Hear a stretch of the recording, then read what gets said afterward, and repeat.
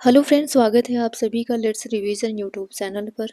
आज की इस संपूर्ण क्लास में हम सीटेट में जो हिंदी का विषय है उसके संपूर्ण सिलेबस के बारे में बताने वाले हैं। तो इस वीडियो को लास्ट तक ज़रूर देखें कि सीटेट में हिंदी के सब्जेक्ट में हमें क्या पढ़ना है, क्या छोड़ना है, कौन सी चीज़ें ज़्यादा इम्पॉर्टेंट है। इससे पहले भी हमने एक क्लास ली है, उसमें भी बहुत सारी चीज़ों को हमने बताया है। अगर आप लोगों ने नहीं देखा है तो डिस्क्रिप्शन में इसका लिंक दे देंगे या फिर प्लेलिस्ट में जा कर के उस वीडियो को ज़रूर देखें, क्योंकि उसमें बहुत महत्वपूर्ण चीज़ों के बारे में हमने डिस्कस किया हुआ है। जो ये पहला क्लास हमारा हुआ था वाइगोस्की, चॉम्स्की, जीन पियाजे और भाषा क्या है, राजभाषा क्या है, राष्ट्रभाषा क्या है, सारी चीज़ों के बारे में हमने डिस्कस किया है। प्लीज़ आप सभी से रिक्वेस्ट है कि एक बार इस क्लास को ज़रूर जाके देखें। यहाँ पे सारी चीज़ों के बारे में हमने डिस्कस किया है। एनसीईआरटी के पॉइंट है, आप सबको ये चीज़ें जानना चाहिए, क्योंकि इसी से प्रश्न जो क्रिएट होते हैं इन्हीं सब कंटेंट से बनते हैं। तो एनसीईआरटी के सारे पॉइंट्स को एक बार आपको पढ़ना चाहिए वहाँ पे जाके। तो इसी क्लास के डिस्क्रिप्शन में इसका लिंक है, या फिर प्लेलिस्ट में जा कर के इसको देखें अच्छे से। इसको हम करा चुके हैं, तो यहाँ पे हम जो है इसको नहीं करेंगे। आज का ये दूसरा क्लास है जो अभी हम स्टार्ट करने जा रहे हैं, तो प्लीज़ इसको जा कर के आप सब ज़रूर देखें। तो स्टार्ट करते हैं। आज का नेक्स्ट क्लास दूसरा क्लास होने वाला है, और इस संपूर्ण क्लास में हम केवल सिलेबस के बारे में ही यहाँ पे बताने वाले हैं। तो स्टार्ट करते हैं। आपका जो हिंदी का सब्जेक्ट है उसमें 30 क्वेश्चन आएंगे। 30 क्वेश्चन जो होंगे, प्रत्येक क्वेश्चन 1 नंबर के होंगे, यानी 30 क्वेश्चन 30 नंबर के। 15 क्वेश्चन आपके गद्यांश पद्यांश से आ जाएंगे और 15 क्वेश्चन आपके शिक्षण से। अब यहाँ से देखिए आपको पढ़ना क्या क्या है।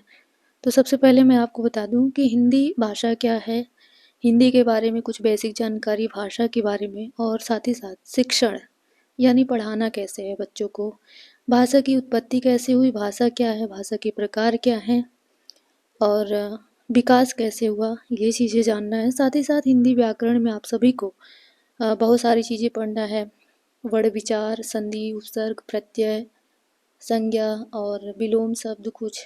तो अभी बहुत समय है, व्याकरण से ज़्यादा प्रश्न नहीं आते, लेकिन समय है तो आपको चीज़ों को पढ़ना चाहिए, क्योंकि गद्यांश पद्यांश जो आते हैं उसी में से जो है प्रश्न बनते हैं कि इसमें कौन सा प्रत्यय है, इसमें कौन सा उपसर्ग लगा है।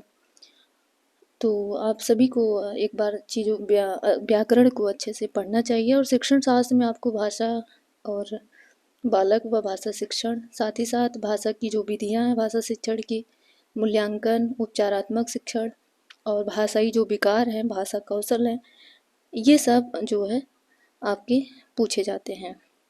तो शिक्षा शास्त्र में आप सभी को क्या क्या पढ़ना है, तो अधिगम क्या है, अर्जन क्या है, भाषा अधिगम क्या है, भाषा शिक्षण के सिद्धांत क्या हैं, साथ ही साथ भाषा के कार्य एवं उनके विकास के बारे में।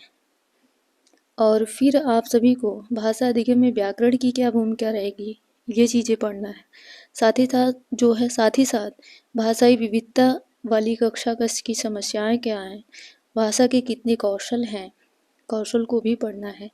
साथ ही साथ हमने बताया कि उपचारात्मक शिक्षण, भाषा शिक्षण सहायक सामग्री, टीचिंग लर्निंग मटेरियल, एंड सबसे इम्पॉर्टेंट है आपका राष्ट्रीय शिक्षा नीति, राष्ट्रीय पाठचर्या की रूपरेखा एनसीएफ 2005, राष्ट्रीय शिक्षा नीति 2020, इनसे भी प्रश्न एग्जाम के अंदर आते हैं। तो इन सारे टॉपिक को आपको एक बार पढ़ना है। अब यहाँ पे बेसिक चीज़ें कुछ हमने बताया, जैसे भाषा क्या है, शब्द किसे कहते हैं, वर्णमाला क्या है, अक्षर क्या है, पद क्या है, ध्वनि क्या है, स्वर व्यंजन क्या होते हैं। तो भाषा ही एक ऐसा माध्यम है जिसके द्वारा हम अपनी बात विचार को रख पाते हैं दूसरे के सामने, और दूसरे की बात विचार को समझ पाते हैं। तो मौखिक भाषा है, लिखित भाषा है, सांकेतिक भाषा है, तो बहुत ब्रॉड में चीज़ों को जानना है। फिर शब्द है, शब्द किसे कहते हैं, वर्णमाला, अक्षर। फिर आप बात करोगे कि विश्व हिंदी दिवस कब मनाई जाती है, तो ये चीज़ें ध्यान रखना है। विश्व हिंदी दिवस आपका कब होता है, राजभाषा और राष्ट्रभाषा क्या है, इसमें अंतर क्या है, सारा चीज़ें हमने डिस्कस किया है फर्स्ट वीडियो में। अगर नहीं देखे हैं तो उसको जाके देखें। राजभाषा क्या है? राजभाषा को संविधान में दर्जा दिया गया है, राष्ट्रभाषा को नहीं दिया गया है। ये बेसिक सी चीज़ें आपको सभी को जानना चाहिए। और जो मातृभाषा है, बच्चा जिस घर में जन्म लिया है, जिस घर से वो जो है स्कूल में जाता है, उसकी भाषा को स्कूल में महत्व देना चाहिए। तो ये है। फिर भारतीय संविधान में 14 सितंबर 1949 को हिंदी को राजभाषा का दर्जा मिला है। इसीलिए प्रत्येक वर्ष 14 सितंबर को क्या होता है, हिंदी दिवस होता है। ये चीज़ें आपको ध्यान रखना है।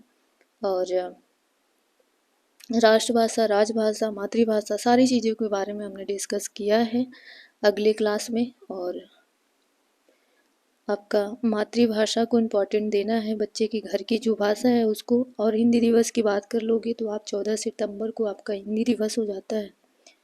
भाषा, बोली, विभाषा, मातृभाषा, राजभाषा, राष्ट्रभाषा। और भाषा क्या है, हमने बताया कि भाषा जो है, भाषा के माध्यम से ही हम अपने भाव विचार को एक दूसरे के सामने, एक कम्युनिकेशन का जो है साधन है। मौखिक भी हम अपने बात को रखते हैं और लिख कर के भी जो है चीज़ों को बताते हैं। तो वही सब भाषा है। भाषा वह साधन है जिसके द्वारा हम अपने मन के भाव विचार को दूसरे के साथ व्यक्त करते हैं और दूसरे के मन भाव विचार को समझते। भाषा किसे कहते हैं, भाषा, लिपि, बोली, तो ये सब आपके सिलेबस में है, सारी चीज़ों को पढ़ना है। जो तीसरी क्लास होगी उसमें भी बहुत डीप में हम चीज़ों को बताएंगे। तो भाषा, मौखिक भाषा और लिखित भाषा में क्या अंतर है, ये सब भी हम अगले पार्ट में डिस्कस करेंगे। साथ ही साथ आपको दरबारी भाषा, राजभाषा, इसको ऑफिशियल भाषा कहते हैं, राष्ट्रभाषा क्या है, तो ये ना केवल सीटेट में ही, ये आपकी यूपी टेट, सुपर टेट में भी और अदर्स एग्ज़ाम में भी ये आपका बहुत ही महत्वपूर्ण हो जाएगा। साथ ही साथ ये थोड़ा सा हमने लिया है कि भाई भाषा क्या है, इनके प्रकार, मौखिक भाषा, लिखित भाषा, सांकेतिक भाषा है। तो ये चीज़ें ध्यान देना है। जैसे मौखिक भाषा, जब हम अपने मुख से जो है बोल करके चीज़ों को एक दूसरे से बात करते हैं तो मौखिक भाषा हो जाती है। जब वही चीज़ हम पेपर कापी पे लिख करके कोई चीज़ समझाते हैं तो लिखित भाषा हो जाती है। सांकेतिक भाषा आप देखोगे, जो लोग मतलब कुछ लोग बोलने में सक्षम नहीं होते तो वो अपना सांकेतिक भाषा, साइन लैंग्वेज का यूज करते हैं। तो ये अपना जो है संपूर्ण सिलेबस के बारे में हमने यहाँ पे डिस्कस किया। अगर आपको चीज़ें अच्छी लगी, क्लास में नए हैं तो प्लीज़ आप सब सब्सक्राइब करिएगा और बताइएगा कि आप सबको ये क्लास कैसी लगी। और इसमें बहुत कुछ नहीं ज़्यादा, बस हमने यहाँ पे सिलेबस के बारे में, संपूर्ण सिलेबस के बारे में डिस्कस किया है कि आपको पढ़ना क्या क्या है। और ग्रामर में आपको भाषा, नॉर्मल भाषा क्या होती है, लिपि, वर्ण विचार क्या है, संधि, उपसर्ग, प्रत्यय, इन सब से आपका एग्जाम के अंदर प्रश्न बनते हैं। ज़्यादातर जीन पियाजे हो गए, वाइगोस्की हो गए, चोमस्की हो गए, स्किनर हो गए, इन सब का कथन है उसको याद रखना है। साथ ही साथ आपके जो शिक्षण की विधियां हैं वो, और उपचारात्मक शिक्षण क्या है, निदानात्मक शिक्षण क्या है, बहुभाषिकता क्या है, राष्ट्रीय पाठ्यचर्या की रूपरेखा 2005 क्या कहती है, और एनईपी क्या है 2020 के अकॉर्डिंग, बहुभाषावाद क्या है।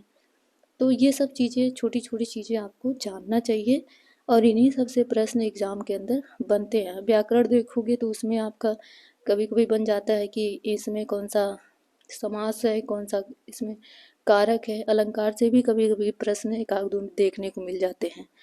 तो ये जो है छोटा छोटा टॉपिक है, सब एक क्रम वाइज से हम कराते चलेंगे और आप सबको पढ़ना है ध्यान से। और इस बार भाई आप सबको अच्छे से जो है रिवीजन करके जाना है। अगर आप रिवीजन नहीं करेंगे, नहीं पढ़ेंगे तो वो एक डाउट सा बना रहता है कि क्वेश्चन के अंदर, और आप कहीं ना कहीं गलत कर जाते हैं क्वेश्चन। तो आप अगर मेरी बात माने तो आप जो है एक नोट्स बनाते जाए, पतला कोई नोट्स ले ले, उसी में अपना एक पहले पेज पे आपको सिलेबस लिखना चाहिए। सिलेबस के अकॉर्डिंग आपको पढ़ना चाहिए और हर वो एक हफ्ते के बाद आपको जो कंटेंट आपने आज पढ़ा है उसको रिवीजन करना है। अगर आप रिवीजन करते हैं तो आप देखेंगे कि जो आपसे क्वेश्चन एग्ज़ाम के अंदर पूछे जाएंगे वो आपसे क्वेश्चन बहुत अच्छे से बहुत कम टाइम में बन जाएंगे। तो इतनी सारी चीज़ें हुई। थैंक्स।